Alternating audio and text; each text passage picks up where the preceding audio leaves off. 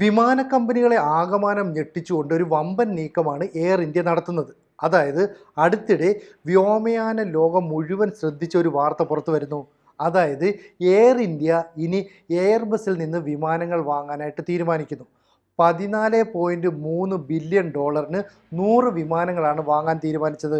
അപ്പോൾ എത്രയോ കാലമായി ബോയിങ്ങുമായിട്ട് നല്ല ബന്ധമാണ് നമുക്കുണ്ടായിരുന്നത്. ആ ബന്ധമാണ് ഇപ്പോൾ മാറിയിരിക്കുന്നത്. അപ്പോൾ ഈ വാർത്തയുള്ള പ്രാധാന്യം എന്ന് പറയുന്നത് ബോയിങ്ങിൻ്റെ ഒരു പ്രധാന ഉപഭോക്താവായ എയർ ഇന്ത്യ ഇപ്പോൾ അവരുമായിട്ടുള്ള ബന്ധം ഏതാണ്ട് ഉപേക്ഷിക്കുന്ന ഘട്ടത്തിലേക്ക് എത്തി. കാരണം ഭാവിയിലും അവരുടെ ഒരു പിന്തുണ ഉണ്ടാകുമെന്ന് ബോയിങ് പ്രതീക്ഷിച്ചിരുന്നെങ്കിലും ഇപ്പോൾ അതിൽ നിന്ന് മാറി ചിന്തിക്കേണ്ട ഒരു സാഹചര്യമാണ് ഉരുത്തിരിഞ്ഞു വന്നിരിക്കുന്നത്. അപ്പം അമേരിക്കൻ വിമാന നിർമ്മാതാക്കളുമായി സഹകരണം തുടരുമെന്നാണ് പൊതുവെ പ്രതീക്ഷിക്കപ്പെട്ടത്. എന്നാൽ ഇപ്പോൾ ബോയിങ്ങിന് കനത്ത തിരിച്ചടി ഉണ്ടായിരിക്കുകയാണ്. വിദഗ്ധരുടെ അഭിപ്രായത്തിൽ എയർ ഇന്ത്യയുമായിട്ടുള്ള ബന്ധം വിച്ഛേദിക്കുന്നത് അമേരിക്കൻ കമ്പനിക്ക് ചെറുതല്ലാത്ത പ്രത്യാഘാതങ്ങൾ ഉണ്ടാക്കും. കാരണം ഇന്ത്യ എന്ന് പറയുന്ന ഏതാണ്ട് 140 കോടിയോളം ജനങ്ങളുള്ള ഒരു രാജ്യം സ്വാഭാവികമായിട്ടും ബോയിങ്ങിനെ കൈവിടുകയാണ്. അതോടുകൂടി ആ വിമാനത്തിൻ്റെ സുരക്ഷയെ സംബന്ധിച്ചുള്ള ചില വിശ്വാസ്യത അതാണ് ഏതാണ്ട് പൂർണ്ണമായിട്ടും നഷ്ടപ്പെടുന്നത്. 1961 മുതൽ തന്നെ ബോയിങ് 707 ഉൾപ്പെടെ നിരവധി ബോയിങ് വിമാനങ്ങൾ ഇന്ത്യയുടെ ശേഖരത്തിലുണ്ടായിരുന്നു. 2006 777, 737, 787 ഡ്രീം ലൈൻ വിമാനങ്ങൾക്കായിട്ട് വലിയ ഓർഡറുകളും ഇന്ത്യ നൽകി. അവിടെ നിന്നാണ് നമ്മളിപ്പോൾ പിന്നോട്ട് മാറുന്നത്. 2021 വരെ ഈ air India Boeing 747 jumbo jet വിമാനങ്ങൾ സർവീസിനായിട്ട് ഉപയോഗിക്കുകയും ചെയ്തിരുന്നു. അപ്പോൾ നമ്മുടെ ആഭ്യന്തര അതുപോലെ തന്നെ രാജ്യാന്തര സർവീസൊക്കെ നടത്തുന്ന വിമാനങ്ങൾ ഈ ബോയിങ്ങുമായിട്ട് അസോസിയേറ്റ് ചെയ്തതായിരുന്നു. അപ്പോൾ എയർ ഇന്ത്യ അവരുടെ ഒരു വലിയ കസ്റ്റമർ ആയിരുന്നു. ഇപ്പോൾ എയർ ഇന്ത്യ അഭിമുഖീകരിക്കുന്ന പ്രശ്നം എന്താ? ബോയിങ് വിമാനം അല്ലെ ആ കമ്പനി നേരിടുന്ന ചില പ്രശ്നങ്ങളുണ്ട്. അതായത് ഗുണനിലവാര നിയന്ത്രണത്തിലുള്ള വീഴ്ചകൾ, സുരക്ഷാ പ്രശ്നങ്ങൾ, ഇത് ആഗോളതലത്തിൽ തന്നെ ചർച്ച ചെയ്യപ്പെടുകയാണ്. നമുക്കറിയാം 2024 അലാസ്ക എയർലൈൻസിൻ്റെ 737 മാക്സ് 9 എന്ന് പറയുന്ന വിമാനത്തിൻ്റെ ഡോർ പാനൽ പറന്നുപോയി. അത് എത്ര വലിയ സുരക്ഷാ പ്രശ്നമാണ് സൃഷ്ടിക്കുന്നത്. അപ്പം ഫെഡറൽ ഏവിയേഷൻ അഡ്മിനിസ്ട്രേഷൻ ഓഡിറ്റ് നടത്തിയപ്പോൾ നിർമ്മാണ പ്രക്രിയയിൽ ബോയിങ്ങിൽ വലിയ പാകപ്പിഴകളൊക്കെ സംഭവിക്കുന്നതായിട്ടും കണ്ടെത്തുന്നു. അപ്പോൾ 777X എന്ന വിമാനത്തിൻ്റെ ഡെലിവറിയിൽ വന്ന കാലതാമസം മൂലം വീണ്ടും എയർ ഇന്ത്യ അവരുമായിട്ടുള്ള ബന്ധത്തിൽ വീണ്ടും ഒരു അകൽച്ച പാലിച്ചു തുടങ്ങി. കാരണം 2020 ഈ വിമാനം നമുക്ക് നൽകുമെന്ന് പറഞ്ഞാൽ ഇപ്പോൾ അത് പറയുകയാണ് 2026 നൽകുന്നുള്ളൂ. ബോയിങ് പറയുന്നതും നിരവധി രാജ്യങ്ങൾ ഇത്തരത്തിൽ ഓർഡർ നൽകുന്നത് കൊണ്ട് തന്നെ കൃത്യസമയത്ത് എല്ലാ രാജ്യങ്ങൾക്കും വിമാനം നിർമ്മിച്ച് നൽകാൻ ഞങ്ങൾക്ക് കഴിയുന്നില്ല. ശരിയായിരിക്കാം, പക്ഷേ ഇതിൻ്റെ സുരക്ഷാ മാനദണ്ഡങ്ങളിൽ ചില വീഴ്ചകളുണ്ട് എന്നുള്ള കാര്യം ബോയിങ് അംഗീകരിക്കണം. 2021 ടാറ്റ ഗ്രൂപ്പ് എയർ ഇന്ത്യയെ വീണ്ടും ഏറ്റെടുക്കുകയാണ്.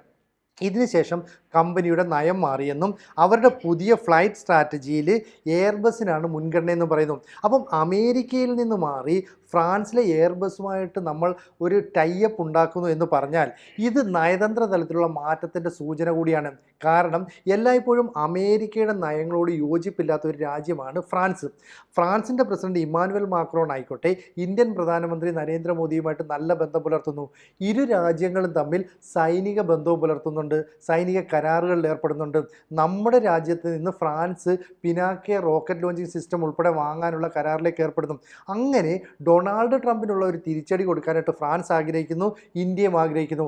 അതിനും ഇതുമായിട്ട് കണക്ട് ചെയ്തുകൂടെ വായിക്കണം.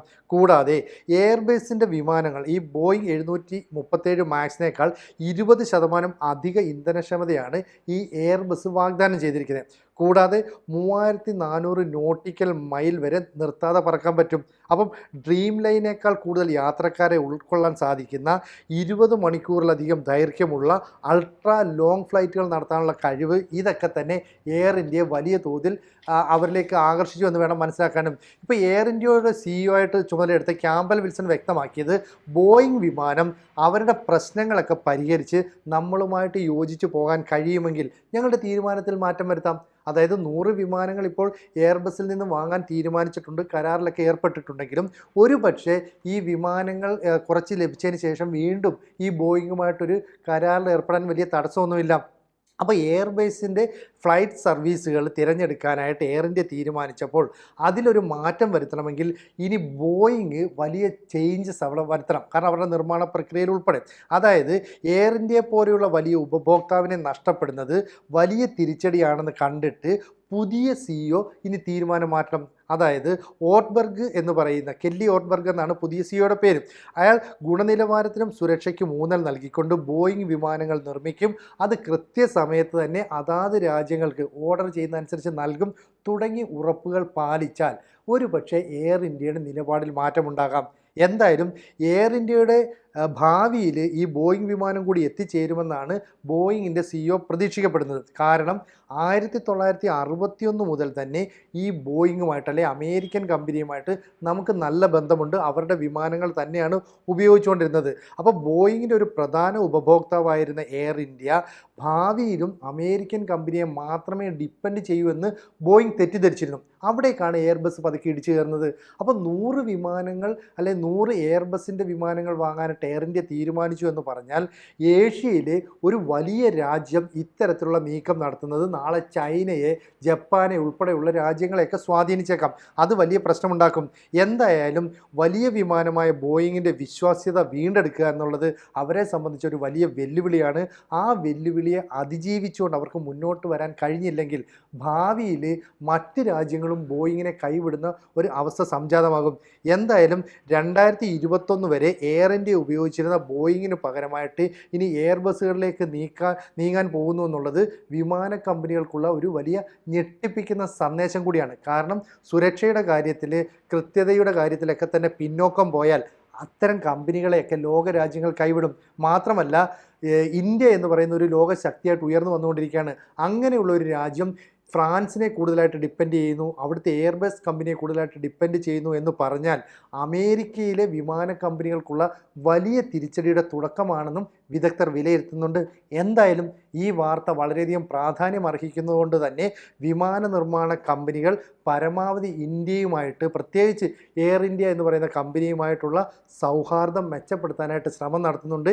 ഇന്ത്യ എന്ത് നിലപാട് സ്വീകരിക്കും, അതായത് ഇന്ത്യൻ ഭരണകൂടം എടുക്കുന്ന തീരുമാനങ്ങൾക്കനുസരിച്ചായിരിക്കും എയർ ഇന്ത്യ അവരുടെ തീരുമാനത്തിൽ മാറ്റം വരുത്തണോ വേണ്ടയോ എന്ന കാര്യത്തിൽ അന്തിമ ഡിസിഷൻ എടുക്കുക. കൂടുതൽ വാർത്തകളും വിശേഷങ്ങളും നിങ്ങളിലേക്ക് എത്താൻ ABC മലയാളം സബ്സ്ക്രൈബ് ചെയ്യുക, ബെൽ ബട്ടണും അമർത്തുക.